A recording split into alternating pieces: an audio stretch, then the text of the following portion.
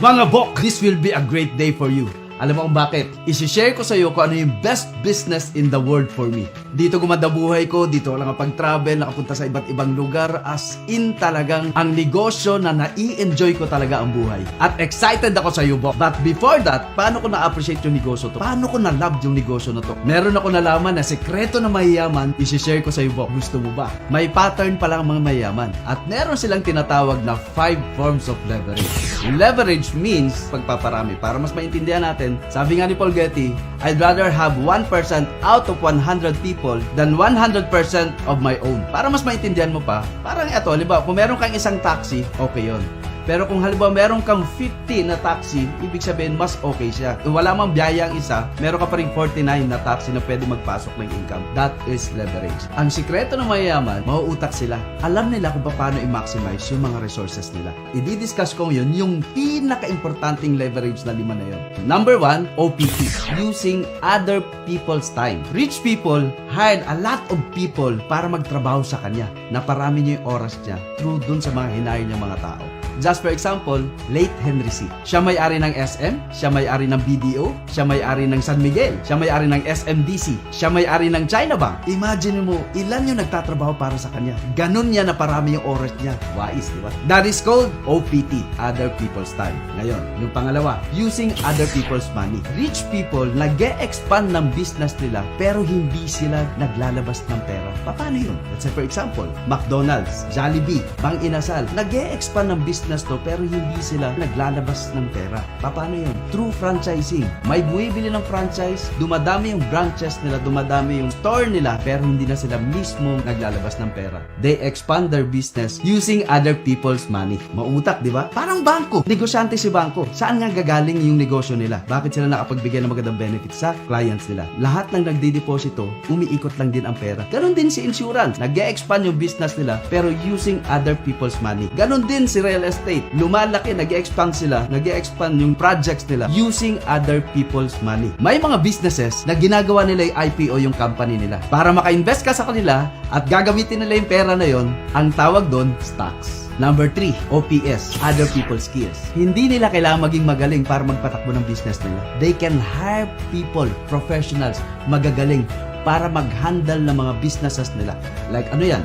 Nagmamanage ng store. Or kung may restaurant, may chef. Whatever businesses, they can hire managers, accountant, lawyers to make their business work. Fourth leverage, connection. Rich people, they value connection. Ang galing nila mag-build ng relationship. Ang galing nila rumapor. Because they value relationship. They know that connection sobrang makakatulong sa pag-expand lalo ng businesses nila. Yun yung number 4, connection. Fifth leverage, technology. Ang mayayaman, magaling mag-leverage sa technology. Like for example, may meeting sila. Ginagamit nila yung Zoom, Google, na hindi na kailangan mag-meet personally. Like eto, sa mga BPO ngayon. They use AI and automation. CEOs have virtual secretary. For example, sa hotel, restaurant, or services, they use reviews and rating para mapakita na maganda yung services nila. Doon na po-promote yung business nila through technology. Yung mga malalaking kumpanya, mas madali nilang na monitor yung negosyo nila through technology. Like, may kaibigan ako na may gasoline station. Dati-rati, manual ang pagka-count ng inventory nila. But right now, yung technology ngayon, kung magkano yung sales, magkano nababawas, magkano yung nabenta nila real time. Eksakto. Walang labis, walang kulang. Ganon katindi yung technology. POS, virtual calendar, camera, internet to monitor their business. Yung 5 forms of leverage, nagtanong ako sa mga negosyante, alam nyo ba na minimum 10 million ang kapital para magawa nila yung 5 forms of leverage na yan? Para makapag-hire sila ng maraming tao, mag-work sa kanila. Possible bang pwede kong gawin yan ng isang ordinaryong tao?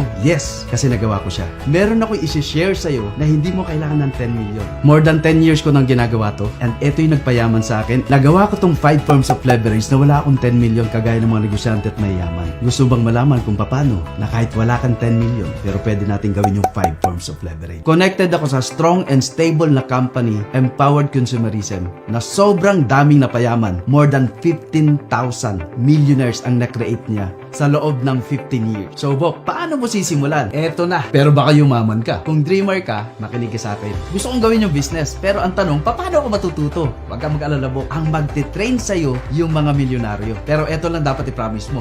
Pag ikaw yumaman, dapat mag-train ka rin, ha? Because we practice paying it forward. Ngayon, natuto ka na. Paano mo monitor yung business mo? Meron kang DTC. So, you will have username and password, parang Facebook lang. Pero eto, kada login mo, dun mo makikita yung commission mo. At ang gagawin mo, in cash mo, papasok diretso sa ATM mo. Anong affiliated yun na bank? Good news, BDO. Big time ba na bank? Yes, of course. Big time yung company natin. Na 25% to 50% lifetime discount privilege. At kung mahilig ka mag-travel, mag-earn ka ng travel points, makakapag-travel ka ng libre. O, di ba, Bok? Ang ganda! Ngayon, eto, potential income niyan per day, ha? Per day, Bok. Tandaan mo to. 150,000 maximum potential income niyan per day. Sa isang linggo, ang maximum potential income niyan, 1 million per week. Sa isang buwan, 4 million maximum potential income. Yan ang pwedeng kitain. Sobrang possible dahil sa technology natin ngayon. Internet, social media, i-leverage natin sila, Bok. The money is there. Katulad ko, Bok, na dating Chowking crew, minimum wage earner, na sobrang ginalingan ko sa trabaho ko, pero hanggang employees of the month lang talaga. Employees of the year lang talaga. Hanggang crew of the month or crew of the year lang talaga. Nagkataon, Bok, na lahat ng sipag ko, nailagay ko dito sa tamang opportunity. Nagawa ko tong 5 forms of leverage. So ngayon, Bok, paano ka kikita? You need to leverage. You need to invite. Katulad mo rin na dreamer din. At naniniwala sa online business. Magaling din sila, potential din sila, masisipag, kaya lang nagkataon lang na hindi lang nila nalagay sa tamang opportunity. Isasama natin yan dito, Bok. What if naka-invite ka ng 4? Since meron kang 3 accounts, ilalagay natin yung 4 under ng 3 accounts mo. So, si 1, si 2, si 3, si 4. Every invite mo, meron kang 6,000. So, dahil meron kang 4 na invite, meron kang 24,000. walang limit sa direct. Kahit sino. What if ikaw yung maraming kaibigan? What if marami kang followers sa Instagram? What if marami kang viewers sa mga TikTok mo? What if ganun ikaw? So, ibig sabihin, just imagine, every invite mo, meron kang 6,000. and sure ako, sa ganda ng opportunity, more than pa sa 4 ang kaya mong isama dito. What if naka-invite ka ng 10, edi meron kang 60,000? What if naka-invite ka ng 100, edi meron kang 600,000? What if buong barangay mo na invite mo? Eh di meron kang barangay 1,000, di ba? May tinatawag tayong daily payout. Every time nakukuha ka ng komisyon, pwede araw-araw kang kukubra. Hindi ka na mag-aantay ng 15 katapusan. Everyday, Bok, sweldo. Daming pera! So, Bok, another way of earnings is match sales bonus. Sabi ng company, kung meron kang isa sa left and isa sa right, magmamatch yun. Kada match, meron kang 1,800. Eh sa structure mo kanina, kung meron kang 4 na na-invite, in yung account mo, kumita ng 2 pairs. Magkano kada pair? 1,800. Pag tinotal mo yon, 3,600. So total direct referral mo plus matching bonus mo, kumita ka ng 23,600. 4 palang, Bok, ang na-invite mo. Eto, good news. Yung 4 yung possible din ba mag-invite? Take note, hindi na ikaw nag-invite, sila na yun, Bok, ha? Yung 4 mo nang mag-i-invite, pasok yun sa left and right mo. Kada pair ng left and right mo, 1,800 ng 1,800. Ang good news, lahat ng nagjo-join, nag-invite na nag-invite, dumami yung left sales group mo, right sales group mo, mag-prepare na, magmamatch na yun ng 1,800 ng 1,800 ng 1,800. Yung Cebu City, nag-invite ng taga Cebu Utsu, Cebu Nuevi, Cebu Gis. Di ba? Up to infinity, Bok. Kikita yun ng 1,800 ng 1,800. Ilang 1,800? Eto, good news, Bok. Based sa illustration, from you, dahil nakabuo ka ng team, anong benefits yan? Dahil dumami yung team mo ngayon, nagkaroon ka ng sales force. Na pag gumamit ang products natin like food supplements, coffee, every time na bumibili sila, Bok, meron kang kinikita kahit hindi mo na sila kilala. Hindi ka tumanggap ng benta, hindi ikaw nanukli, online siya bumili, pero meron kang kita na kahit wala kang physical store. Para kang merong online grocery store. Good news,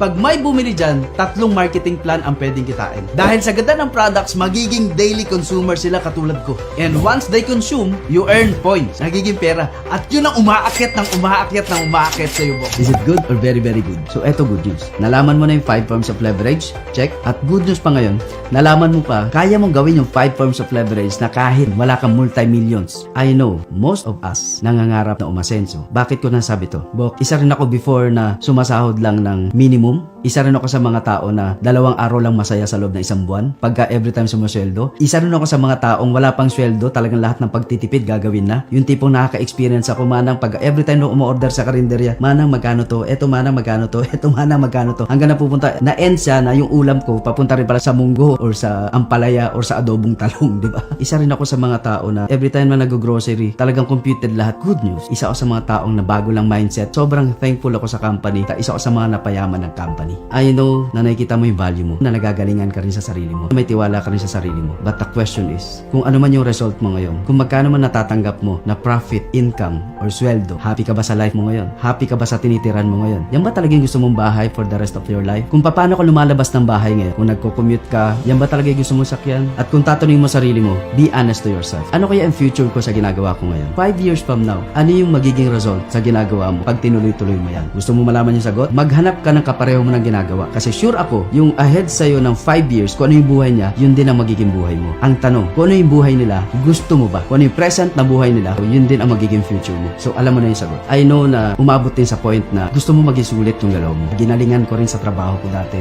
Sinipagan ko rin, panay overtime ako, hanggang umabot sa naging service crew of the month, hanggang yun. Saan ako dinala ng galing ko? Employees of the month, the best award. Pero ang point ko, wala pa rin nangyari. I know, binavalue mo yung galing mo. I know, naniniwala ka rin sa galing mo. But ang tanong dyan, saan ka dadalhin ng galing mo? Dati nangangarap lang ako mag-abroad, pero ang binigay sa akin ng Powered Consumerism, ang dami kong mga bansa na napuntahan para hindi magtrabaho, para mag-tour. Asian countries, Middle East, Europe, yung dati nagbo-boarding house, may pinapagawang hillside na bahay. So, Bok, alam ko na gustong-gusto mo na sumali, naintindihan mo na, at nagkaroon ka ng chance, napapasmile ka na, excited ka na magsimula. Ito lang ang tip ko sa'yo. Join as soon as possible. Kung may pera ka, join na agad. Kung wala kang pera, mas lalo kang sumali, gawa mo ng paraan. Pag gusto, maraming paraan. Kaya kung ikaw, halimbawa may sabi, oh Louie, gusto ko sana, pero pag-iipunan ko, wag na wag ka mag-iipon. Kasi ang daming tao, ilang years na nag-iipon, pero wala ka pa rin ipon. Hindi yan pinag-iipunan, ginagawan niya ng paraan. Louie, gustong gusto ko, kaya ko kaya yan. Kung nagawa nila, kaya ko din. Yun lang din ang mindset ko noon. Kung ano man yung result mo ngayon, eto yung resulta ng decision mo 5 years ago